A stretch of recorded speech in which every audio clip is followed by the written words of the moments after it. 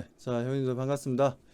자, 리튬 LFP 배터리 분석 및 수혜주에 대해서 좀 알아보는 시간을 좀 가지도록 하겠습니다. 자, 짧고 굵게 강의를 좀 해보도록 하겠습니다. 자, 우리가 리튬 인산철 LFP 배터리에 대해서 지금 현재 시장에서 많은 관심이 좀 높아지고 있습니다. 리튬 이온 인산철 배터리에 대해서는 이게 좀 옛날 방식이에요. 솔직히 옛날 방식의 기술력인데 국내 같은 경우에는 리튬 이온 배터리가 좀 고급 방식이고 이 방식은 상당히 좀 오래되고 좀 후진적인 방식이라고 얘기할 수 있습니다. 하지만 요즘 뭐 관심이 좀 높아지는 것 같습니다. 아무래도 이제 테슬라에서 LFP 배터리를 사용하겠다라는 얘기가 나오면서 시장에서는 LFP 배터리에 대한 관심이 높아지고 있는데 뭐 그렇다면 그 부분에 대해서 우리가 LFP 배터리의 장점은 뭐고 단점은 무엇이고 그렇다면 앞으로 어떤 종목이 하나의 또 수혜주가 될 수가 있고 뭐 그런 부분들을 정리해서 말씀을 좀 드리도록 하겠습니다.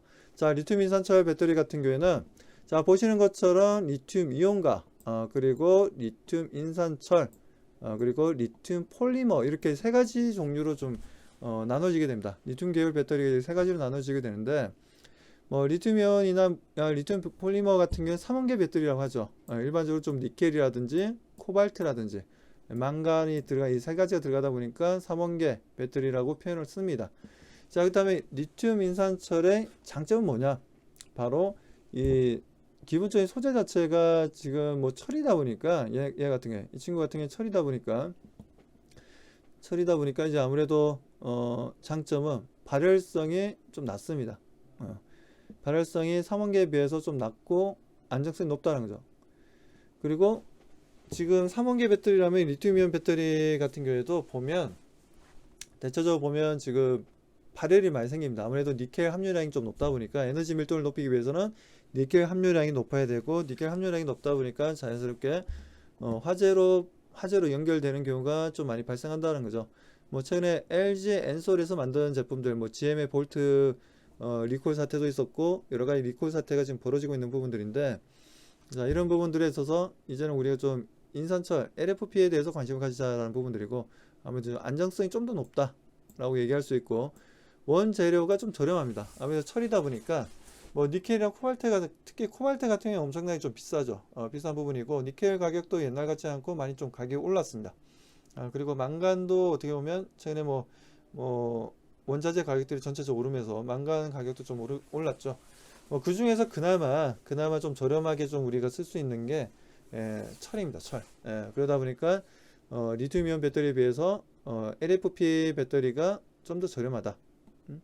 원자재가 좀 저렴하다라는 장점이 있고 그리고 인산철 단점은 뭐냐? 에너지 밀도가 낮다는 거죠. 예를 들어서 리튬이온 배터리가 400km를 달릴 수 있다면 리튬 인산철 같은 경우에는 300km밖에 달리지 못합니다. 뭐 그런 에너지 밀도가 좀 낮다라는 부분들에 있어서 단점이라고 얘기할 수 있고 그리고 LFP 배터리와 관련된 특허가 워낙 복잡하게 엮여 있습니다. 복잡하게 엮여 있고 수출하지만 상당히 좀 비용이 좀 발생할 수가 있어요. 그래서 이 특허는 이 라이센스는 2022년 말에 특허가 만료가 됩니다. 그래서 국내에서 지금 현재 보게 되면 뭐 SK온 그리고 뭐 LG 자 여기 뭐 좀 적어놨는데 여기 적어놨는데 SK온과 LG 엔솔, 삼성 SDI 뭐 이런 회사들이 지금 삼원계 쪽으로 개발을 하고 있지만 여기도 나와 있죠. 2022년 말부터 생산 가능하고 라이센스 문제로 수출하게 되면 문제가 좀 발생할 수 있다라는 좀 단점이 있습니다. 뭐 그러다 보니까 그런 부분들에 있어서 지금 당장 아니지만 라인을 깔게 되면 대략적으로 뭐 내년 말 라이센스가 끝나는 시점에서 제품들의 본격적인 생산이 할 것을 좀 보여집니다. 자, 그리고 리튬이온 배터리에 비해서 또 무겁죠. 철이다 보니까 무거운 거예요. 철이란 소재다 보니까 무겁다라고 좀 보시면 되고 자, 다음 장 넘어가서 보도록 하겠습니다. 자, 그리고 우리가 배터리 같은 경우에는 일반적으로 셀, 모듈, 팩 이렇게 세 가지로 나눠서 볼 수가 있습니다. 그래서 세 가지 나눠서 보면 배터리 셀 같은 경우에는 셀은 우리가 일반적으로 그 파우치형이 있고 파우치가 있고 그리고 이제 뭐 원통형이 있고 그리고 각형이 있지 않습니까?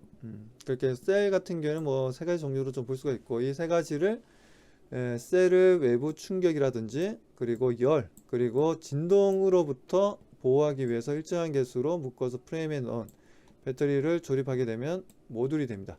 모듈이 되고, 이 모듈들을 모아서 만든 게 이제 팩이 되죠. 이 팩 같은 경우에는 전기차에 장착되는 배터리 시스템의 최종 형태라고 보시면 되고, 배터리 모듈에 BMS, 배터리 매니지먼트 시스템의 냉각 시스템 등 각종 제어 및 보호 시스템을 장착해서 완성된다라고 보시면 됩니다. 그래서 이런 모듈을 모아서 팩을 만들고, 그리고 셀을 모아서 모듈을 만들고, 뭐 이런 과정을 거치게 되는데, 이런 과정을 통해서 우리가 배터리를 만들게 되죠. 예, 배터리를 만들게 되는데, 이 부분들을 좀 혁신적으로 좀 바꾼 게 이제 비아드 쪽에서 최근에 셀에서 모듈 과정을 생략해 버렸습니다. 그러니까 모듈 과정이란 건 이 중간 과정을 생략해 버리고 바로 팩으로 만들어 버렸어요. 근데 이게 모듈에서 팩으로 가면서 이제 에너지 효율성을 좀 더 높인 거죠. 에너지 효율성이, 안 그래도 그 LFP 배터리 같은 경우에는 에너지 효율성이 좀 낮은 편인데, 그 부분에서 에너지 효율성을 높인 부분들이 있습니다. 그만큼 근데 셀을 모듈을 거치지 않고 팩으로 바로 갔다라는 건 그만큼 좀 제품의 완성도에 있어서는 조금 문제가 발생할 수는 있어요. 아무튼 에너지 효율성은 좀 더 높아진 부분들이 있다라고 보시면 되고, 자, 그리고 CATL 같은 경우에는 전 세계 리튬 LFP 배터리 최대 생산 기업입니다. 그렇기 때문에 이 부분들도 상당히 우리가 주목해서 볼 필요가 있다라고 말씀을 좀 드립니다. 자, 그리고 테슬라의 LFP 배터리를 보게 되면 2021년 10월 21일, 지난주 목요일이었죠. 지난주 목요일 날 주력 차량의 스탠다드 모델의 배터리를 기존 3원기에서 LFP 배터리로 교체하겠다라고 얘기가 나왔는데, 그렇다면 우리가 알고 있는 모델 3 그리고 모델 뭐라 해야 되나, 모델 보급형이 보게 되면 우리가 테슬라 잠깐 갔다 오면 우리가 테슬라 사이트에 들어가서 잠깐 우리가 좀 보게 되면 모델 같은 게 보시는 것처럼 모델 S, 3, 뭐 모델 X, Y 뭐 이렇게 있습니다. 그럼 보급형 같은 경우에는 모델 3와 Y죠. 그래서 모델 3 같은 경우에도 국내에서도 많이 볼 수가 있죠. 국내에서 많이 볼 수가 있는 부분들이고, 모델 Y 같은 경우에도 약간 SUV 차체를 좀 키워서 그래서 모델 Y가 좀 보급형이죠. 그래서 모델 Y와 3 쪽은 보급형이라고 볼 수 있죠. 보급형이라고 볼 수 있고, 모델 S라든지 모델 X 같은 경우에는 고급형입니다. 고급형이기 때문에 가격이 좀 나가죠. 그래서 보시는 것처럼 모델 Y와 모델 3 쪽을 겨냥해서 LFP 배터리를 장착하겠다는 내용이고, 뭐 그 내용이 지난주에 좀 나오다 보니까 관련 종목들의 움직임과, 그리고 실제적으로 지난주에 2차전지 관련된 소재 쪽이 좀 많이 주가들이 좀 흔들리는 분위기였습니다. 흔들리는 분위기였고, 자, 그렇게 해서 우리가 테슬라 LFP 배터리의 수혜주라고 얘기할 수 있는 종목이 뭐가 있냐? 그럼 국내에서는 지금 상장되어 있는 기업 중에서는 딱 두 가지를 볼 수 있습니다. 그 두 가지 중에 하나가 아모그린텍이 하나가 있고, 그리고 CIS 하나가 있습니다. 아모그린텍 같은 경우에 보시는 것처럼 ESS, 에너지를 저장할 수 있는 시스템이라든지 플렉서블 배터리, 그리고 나노 멤브레인, 그리고 방막 필름 등 4차 산업 핵심 소재를 생산하고 있고, 테슬라, 비아드, 리비안 등에도 고효율성 자성 소재 부품 공급하고 있습니다. 그래서 리튬 인산철 배터리는 중국에서 수출을 하고 있죠. 그래서 완성품을 수출하는 게 아니라 소재를 수출하고 있다라고 좀 보시면 되겠습니다. 그래서 아모그린텍 같은 경우에도 뭐 주가 움직임들을 보게 되면 우리가 좀 관심을 좀 가질 만한 움직임들 보여주고 있어요. 보시는 것처럼 최근 주가 움직임이나 거래량이라든가 하루에 10만 주가 넘어가지 않는데, 최근 들어서는 이제 100만 주를 좀 넘겨서 움직이고 있습니다. 최근 지난주 목요일부터 해서 200만 주 이상 형성되었고, 오늘도 170만 주 이상이 좀 형성되면서 지금 평균 거래량이 상당히 많이 좀 올라왔죠. 이런 흐름들을 좀 보여주고 있어 기술적으로도 단기 상승 흐름을 좀 가져갈 수 있는 아주 좋은 위치를 만들어 나가고 있다라고 좀 보시면 되겠습니다. 그래서 아모그린텍 같은 경우에도 우리가 좀 관심을 좀 가져야 되는 부분들이고, 자, 그리고 뭐 두 번째로 좀 말씀을 좀 드리면 CIS입니다. CIS 같은 경우는 CATL의 부품을 납품하는 기업이에요. 기업인데 실질적으로는 어떻게 보면 LFP 배터리랑은 크게 어떻게 보면 좀 상관은 없습니다. 다만 지금 CIS가 그 2차 전지 배터리에 들어가는 이제 부품을 CATL에 납품을 하다 보니까 뭐 관련주로 좀 묶여 있는 부분들이고 뭐 전고체 배터리로도 묶여 있죠. CIS 같은 경우에는. 그래서 뭐 CS 같은 경우에는 뭐 관련주로서 우리가 좀 볼 수는 있는데 아무래도 아머그린텍보다는 좀 약하다라고 좀 보여지고요. 주가의 움직임도 보더라도 지난주 뭐 CIS가 테슬라의 LFP 배터리가 채택되었다는 내용 때문에 하루에 주가가 13%나 움직임을 보여줬지만 윗꼬리를 좀 달았고 현재 추세는 아직까지 살아있긴 하지만 뭐 크게 움직임을 보여주고 있지는 않습니다. 뭐 그런 움직임은 없기 때문에 뭐 CIS보다는 제가 볼 때 아머그린텍이 좀 더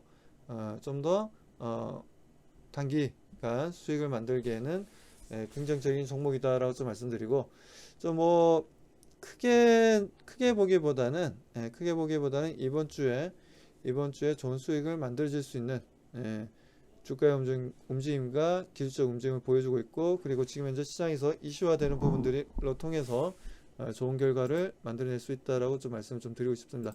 아무튼 이 부분 한번 기억하시고 대응을 좀 해보시기 바라겠습니다.